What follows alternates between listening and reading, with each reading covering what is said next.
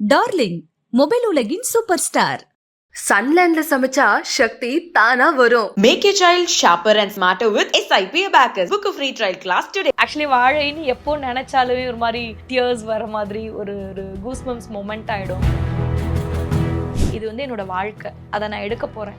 இந்த லைஃப்பை நான் வாழ்ந்திருக்கேன், அந்த வாழ்க்கையை நம்ம ரீக்ரியேட் தான் பண்ண போறோம். அது அப்படியே எனக்கு ஸ்க்ரீன்ல வரணும். உழைக்கிறதுக்கு இது வந்து ரொம்ப ஈஸியான பாத் கிடையாது. ஹடில்ஸ் ரொம்ப அதிகம், ரொம்ப டஃப்.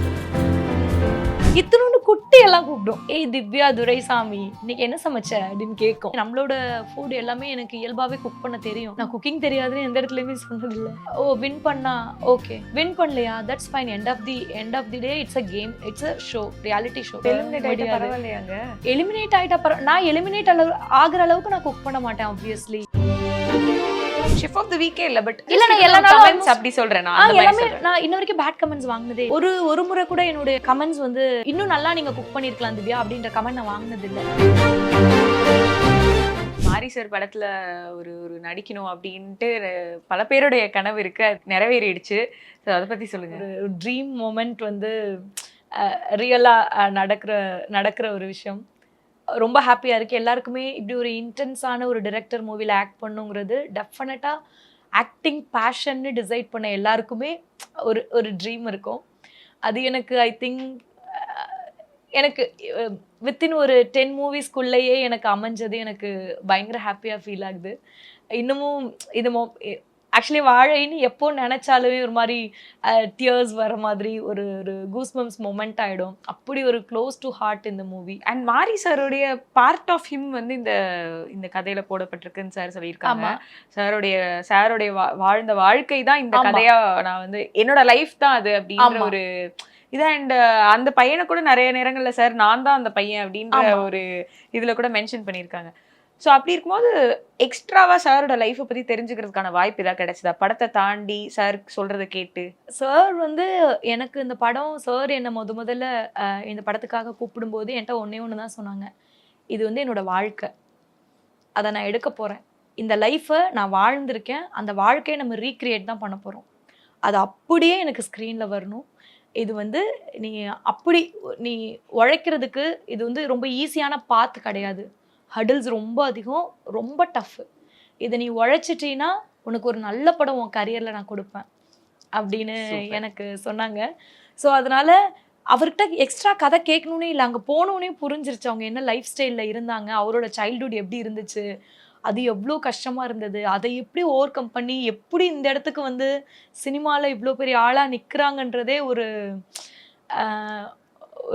ரொம்ப பெரிய விஷயம்தான். நீங்கள் அது படம் பார்க்கும்போது உங்களுக்கு தெரியும்.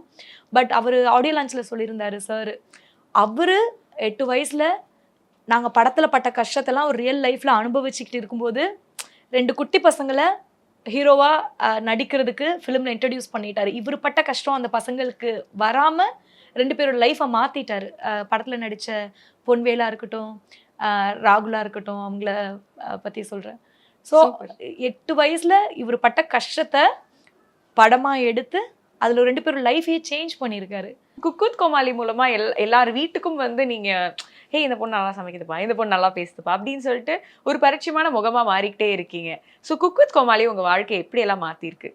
எனக்கு நான் இன்ன வரைக்கும் ரியாலிட்டி ஷோஸ் எதுலையுமே பார்ட்டிசிபேட் பண்ணதே கிடையாது. இதான் ஃபர்ஸ்ட் டைம் நான் ஒரு ஷோக்குள்ளே வரேன்.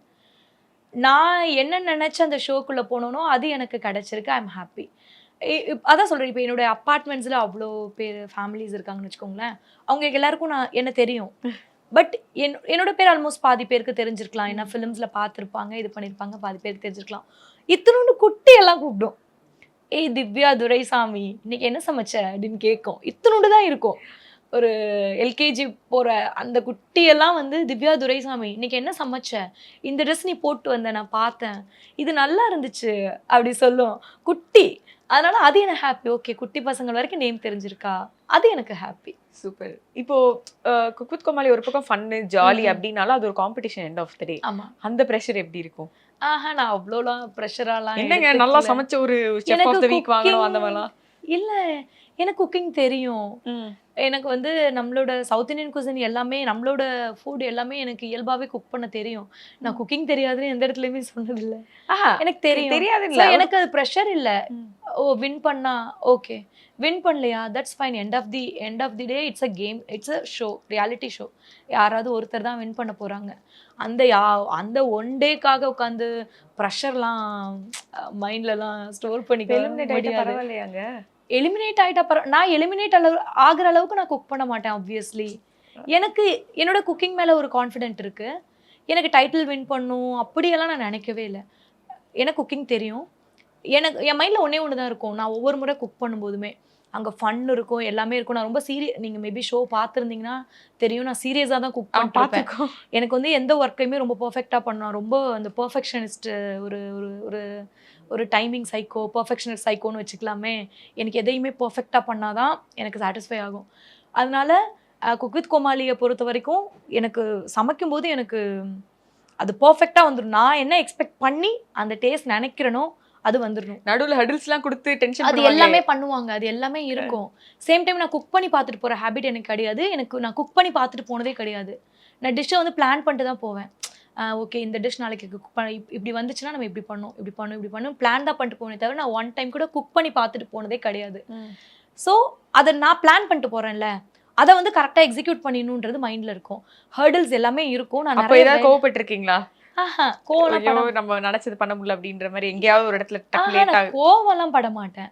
யார் மேலேயும் கோவப்பட மாட்டேன். எனக்கு என்னன்னா எனக்கு வந்து கோமாளிஸ் வந்து நான் என்ன கேட்குறேனோ அதை அவங்களுக்கு தெரியும். நான் நிறைய ஒர்க் வாங்குவேன், ஒர்க் லோட் நிறைய என்கிட்ட வந்தாலே அதனால பதறுவாங்க, ஒர்க் லோட் கொடுப்பாங்க. லைக் அந்த மாதிரி எனக்கு அவங்கள எல்லா இன்க்ரீடியன்ஸும் எனக்கு அவங்க கொண்டு வரது, அந்த ஒர்க்லாம் அவங்க எனக்கு பர்ஃபெக்டாக இன்ன வரைக்கும் வந்து எல்லா கோமாளிஸுமே சூப்பராக பண்ணியிருக்காங்க. எனக்கு அந்த நான் என்ன மைண்டில் ஃபிக்ஸ் பண்ணிட்டு வரணும், அதை கரெக்டாக குக் பண்ணி நான் நினச்ச அவுட் கொண்டு போய் வந்துட்டாலே நான் ஹாப்பி ஆகிடுவேன். சூப்பர். எனக்கு வந்து அவங்க ஷெஃப் ஆஃப் தி வீக் கொடுக்குறாங்க கொடுக்கலன்றது எனக்கு அது மேட்டர்ஸே இல்லை. ரைட்டு. அந்த டேஸ்ட் பண்ணுவேன். நான் ஒன்று நினச்சிட்டு ஒன்று வந்தேன்ல, அந்த டேஸ்ட் ஃபுட்டில் வந்துட்டா நான் ஜாலி ஆகிடுவேன். I am happy, my food is divine அப்படின்னு சொல்லிட்டு நான் சாப்பிட்டுட்டு போயிடுவேன். எந்த கோமாளி ரொம்ப ஃபேவரட்டான கோமாளி? குரேஷி பிடிக்கும், புகழ் பிடிக்கும், ஷரத். ஃபீமேலை பொறுத்த வரைக்கும் சுனிதா, அன்ஷிதா. எல்லாரும் பேரும் சொல்றீங்களே? இல்ல மீதி என்ன இருக்காங்களே 5 பேர் சொல்லிட்டு. குரேஷி பிடிக்கும், புகழ் பிடிக்கும் ஆப்வியஸா. ஆனா புகழ் கூட நான் அது என்னன்னா ஏன் குரேஷி சொல்றேன்னா, குரேஷ் கூட நான் நிறைய டைம் பேர் ஆயிருக்கேன். குரேஷ் அண்ட் ஷரத் கூட தான் நான் இது வரைக்கும் அதிகமா பேர் ஆனது. அப்புறம் எனக்கு புகழ் கூட நான் பேர் ஆனதே இல்லை. ஒன் டைம் தான் நான் ஆயிருக்கேன், ஆக விட்டது இல்லை. ஆனாலும் சேஞ்ச் பண்ணி விட்டுருவாங்க அந்த மாதிரி. ஏன் சேஞ்ச் பண்ணா அந்த டாஸ்க் வின் பண்ணா அது சேஞ்ச் பண்ணிடுவாங்க. ஓகே, அந்த மாதிரி இருக்கு. ஸோ அதனால இவங்க எல்லாம் பிடிக்கும். அதே மாதிரி ஃபீமேல்னா சுனிதா, அன்ஷிதா, இவங்க 2 பேரும் எனக்கு ரொம்ப பிடிக்கும். ஆக்சுவலி பார்த்தா தெரியாது, நாங்க சண்டை தான் பயங்கரமா. எனக்கு வந்து அவங்க கூட ஃபைட் வர மாதிரி தான் இருக்கும். அவங்க கூட நான் ஃபைட் பண்ணுவேன், அவங்களும் என் கூட ஃபைட் பண்ணுவாங்க. சண்டை போட்டுப்போம், ஆன் ஸ்க்ரீன்ல சண்டை போட்டுப்போம். பட் அவங்கள எனக்கு ரொம்ப பிடிக்கும், 2 பேருமே ரொம்ப பிடிக்கும். எந்த குக் வந்து உங்களுக்கு பயங்கர டஃப் நீங்க நினைக்கிறீங்க? டஃப் வந்து காம்படிட்டர் இவங்க தான் அப்படின்ற மாதிரி 2 பேர் தான் நான் எப்பவுமே அவங்கள நினைச்சிட்டு தான் நான் எப்பவுமே ஷோக்குள்ள வருவேன். சுஜேகா அண்ட் பிரியங்கா.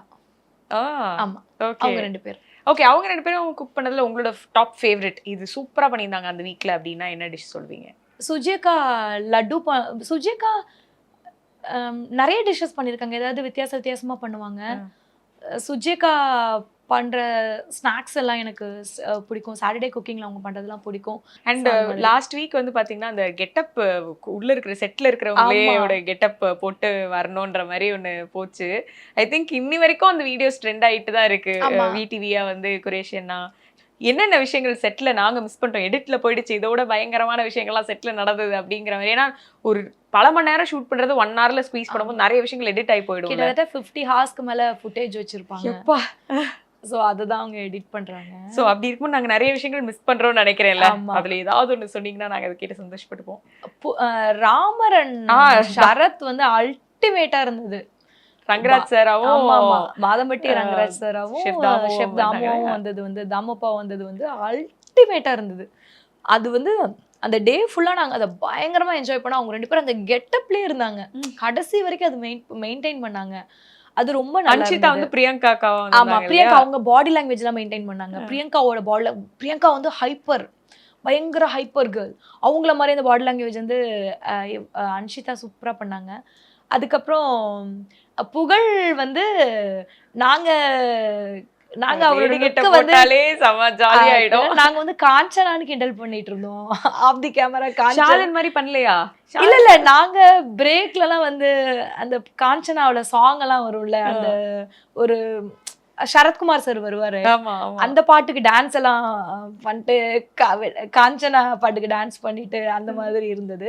அது கெட்டப் இல்லைன்றதுனால அது வரல. ஓகே. ஸோ அந்த மாதிரி கோமாளிஸ் தான் அந்த ஷோவோட பில்லர். அவங்க இல்லைன்னா ஒண்ணுமே இல்லை. பிகாஸ் நான்லாம் வந்து எப்படின்னா, நான் அகைன் வந்து ரொம்ப ஒர்க்ல தான் ரொம்ப கான்சென்ட்ரேட் பண்ணுவேன். என்கிட்ட இன்ட்ராக்ட் பண்ணுவேன். நான் அந்த மாதிரி ஒரு பர்சன். நான் ஜாலியா பேசுவேன். எப்போனா என்கிட்ட இன்ட்ராக்ட் பண்ணுவேன். என்கிட்ட இன்ட்ராக்ட் பண்ணலாம், அதுக்கும் நமக்கு சம்மந்தம் இல்லை. நீங்க கோமாளி சூஸ் பண்ணும்போது தான் கொஞ்சம் பேசி சிரிச்சு அப்படி ஃபுட்டேஜஸ் எல்லாம் பார்க்க முடியும்னு ஏன்னா நினைக்கிறேன். அப்ப குக்கிங் மைண்ட்ல இருக்காது. ஓகே நம்ம இது பண்ணணும் அப்படிங்கிறது. குக் பண்ணணும்னா எனக்கு அந்த குக்கிங் எனக்கு பர்ஃபெக்டா இருக்கணும். எனக்கு டிஷ் சேஞ்ச் இன்ன வரைக்கும் அந்த எபிசோட்குள்ள போனதுல இருந்து நான் ஒரு டிஷ் கூட இன்ன வரைக்கும் கமெண்ட்ஸ் டவுன் வாங்கினதே கிடையாது. ஏன்னா எனக்கு அது மைண்ட்ல இருக்கு. இந்த டிஷ்ஷுக்கு நான் வாங்கவே நினைச்சேன் ஆனா வாங்கல, இந்த டிஷ்க்கு நான் வாங்கவே நினைச்சேன் வாங்கிட்டேன் அப்படின்ற மாதிரி 2 டிஷ் சொல்லுங்க. நான் வந்து ஆல்மோஸ்ட் எல்லா சாட்டர்டே எல்லா குக்கிங்லயும் டாப்ல இருந்திருக்கேன். டாப் 3 டிஷ்ஷஸ்ல டே 1ல இருந்தே ஆரம்பிச்சு சொல்றேன். சாட்டர்டே குக்கிங்கை பொறுத்த வரைக்கும் டாப் 3 டிஷ்ஷஸ் சூஸ் பண்ணுவாங்க. அதுல நான் எல்லா நாளுமே இருந்திருக்கேன். அது எனக்கு ஹாப்பி. அது பர்టిక్యులரா ஒரு டிஷ் இந்த இல்ல எனக்கு அதுதான் சொல்றேன். எனக்கு அங்கே வந்துட்டாலே எனக்கு போதுன்ற ஃபீல் ஆயிடும். ஓகே டாப் 3ல நம்ம ஒண்ணா சூஸ் பண்ணலாம் பரவாயில்ல. ஆனா ஷெஃப்ங்களுக்கு பிடிச்ச அது ஓகே. பட் பர்టిక్యులர் இந்த ஒரு டிஷ்க்கு நீங்க நினைச்சிருப்பீங்களா இதுக்கு இன்னும் கொஞ்சம் எக்ஸ்ட்ரா நல்ல கமெண்ட்ஸ் கிடைச்சிருக்கலாம், நான் கிடைக்கல, அப்படி ஒரு டிஷ் அந்த மாதிரி இருந்திருக்கு. இன்னொரு டிஷ் வந்து இது நான் அவ்வளவு எதிர்பார்க்கல நான் சூப்பரா வந்துருச்சு அப்படின்ற இந்த 2மே சொல்லுங்க. அந்த மாதிரினா ஷெஃப் ஆஃப் தி வீக் 2 இது வாங்கினது ஆப்வியஸா நல்லா இருந்தப்போ கொடுத்ததுதான். இன்னும் சில டிஷ்ஷஸ் எனக்கு கரெக்டா ஞாபகம் இல்லை. ஆனா சூப்பரா பண்ணி ஓகே இது கிடைச்சிருக்கலாம். வியட்நாம் டிஷ் பண்ணேன், அது ரொம்ப எனக்கு பிடிச்சிருந்தது. மேபி அன்னைக்கு கிடைச்சிருந்தா இருக்கலாம் அது. ஆனா பட் அது டாப் டிஷ்ஷஸ்ல வந்துருச்சு. அதான் சொல்றேன், எப்பவுமே அந்த ஷெஃப் ஆஃப் தி வீக் அதை நான் ஃபோக்கஸ் பண்ணதே இல்லை. என்னோட மைண்ட்ல அன்னைக்கு Saturday cooking chef of the வீக்கே இல்ல, பட் இல்ல நான் எல்லா நாளும் அப்படி சொல்றேன். நான் இன்ன வரைக்கும் பேட் கமெண்ட்ஸ் வாங்கினதே இல்ல. ஒரு முறை கூட என்னுடைய கமெண்ட்ஸ் வந்து இன்னும் நல்லா நீங்க குக் பண்ணிருக்கலாம் அப்படின்னு இன்ன வரைக்கும் நான் அந்த கமெண்ட் இன்னும் நல்லா நீங்க குக் பண்ணிருக்கலாம் திவ்யா அப்படின்ற கமெண்ட் நான் வாங்கினது இல்ல. அதனால எனக்கு ஹாப்பி தான். என்ன ஒரு ஷேமிங் உங்களை வந்து பாசிட்டிவா எடுத்து இதை நான் உடைச்சு காட்டுறேன் அப்படின்ட்டு அந்த ஒரு ஷேமிங் பத்தி சொல்லணும்னா ரிஜெக்ஷன் தான். என்ன சொல்லி ரிஜெக்ட் பண்ணிருக்காங்க? ஆப்வியஸ்லி ரிஜெக்ட் பண்றதுக்கு ரீசனா வேணும். நம்ம ரிஜெக்ட் பண்றதுன்னு முடிவு பட்டா எல்லா ரீசனும் இருக்கும். ஸோ நான் ஒரு 4-5 படங்கள் பண்ணியிருக்கேன். 10ன்றது கூட அதிகம் தான். 4-5 படங்கள் பண்ணியிருக்கேன். எதற்கும் சுசீந்திரன் சார் தான் இன்ட்ரடியூஸ் பண்ணாங்க. எதற்கும் குற்றமேல் இன்ட்ரடியூஸ் பண்ணாங்க. தென் எதற்கும் துணிந்தவன், அப்புறம் ப்ளூ ஸ்டார், அப்புறம் ஓடிடிக்கு ஒரு 2 ப்ராஜெக்ட்ஸ் பண்ணியிருக்கேன். அதுக்கப்புறம் மூவியா ப்ளூ ஸ்டாருக்கு அப்புறம் வாழை தான். ஸோ ஒரு 5 படங்கள். எனக்கு cinema passion, I was a news reader, எல்லாருக்கும் மேபி தெரிஞ்சிருக்கும். அதுல இருந்து பேஷனை வந்து குவிட் பண்ணி 0ல இருந்து ஸ்டார்ட் பண்றேன். அப்போ வந்து எல்லாரும் மாதிரியும் நம்மளும் ஒரு கரியரை சேஞ்ச் பண்ணிட்டேன். அதுல எதுவும் பண்ணாம பேக் அடிச்சுட்டு போனா என்னாலேயே என்ன அக்செப்ட் பண்ணிக்க முடியாது. எனக்கு லைஃப் டைம். பட் அந்த ரிஜெக்ஷன்ஸ் என்ன ஒரு காரணமா சொல்லும்போது அந்த காரணம் டிஸ்டர்ப் பண்ணிட்டே இருக்கும்ல. இல்ல நிறைய பல பேருக்கு ஒவ்வொரு முறையும் ஒரு காரணம் சொல்லப்பட்டிருக்கு. கலரை ஒரு காரணமா சொல்லி ரிஜெக்ட் பண்றது ஒண்ணு இருக்கு. நான் அப்படிலாம் நினைக்கல. கலர் எல்லாம் இன்ன வரைக்கும் எனக்கு ரீசனா சொல்லி ஃபார்ச்சுனேட்டா இருக்கீங்கன்னு நினைக்கிறேன். இன்னுமே வந்து அந்த கலர் காம்ப்ளெக்ஸ் நிறைய பேருக்கு இருக்கே. மேபி ரொம்ப எனக்கு தெரியல. எனக்கு என்ன கலர் அவங்க மீன் பண்றாங்கன்னு எனக்கு புரியல. எந்த கலரை ரிஜெக்ட் பண்றாங்கன்னு எனக்கு புரியல. டிபெண்ட்ஸ் தான்.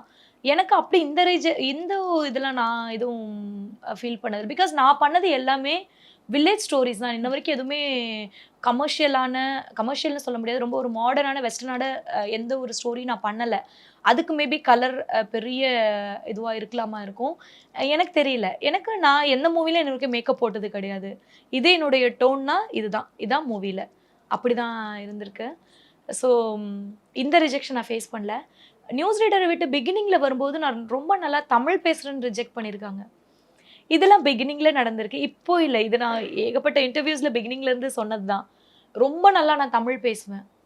அதனால் ரொம்ப ரொம்ப ப்ராப்பராக ஏன் இவ்வளோ பக்காவாக தமிழ் பேசுகிறீங்க அப்படின்னு, உங்கள் ப்ரொனன்ஸ் எல்லாம் அவ்வளோ பர்ஃபெக்டாக இருக்குது, தமிழ் ப்ரொனன்ஸ் சொல்கிறேன், அது இல்லை அப்படி சொல்லி ரிஜெக்ட் பண்ணியிருக்காங்க. அவங்களுக்கு அந்த ஃபீலிங் வந்திருக்கு. மேபி நியூஸ் ரீடர் தெரிஞ்சு அதை பிரேக் பண்ணுறதுக்கு எனக்கு ஆல்மோஸ்ட் நான் வந்து ஆக்டிங் நியூஸ் ரீடிங் குவிட் பண்ணும்போது 2017-18 குவிட் பண்ணேன்.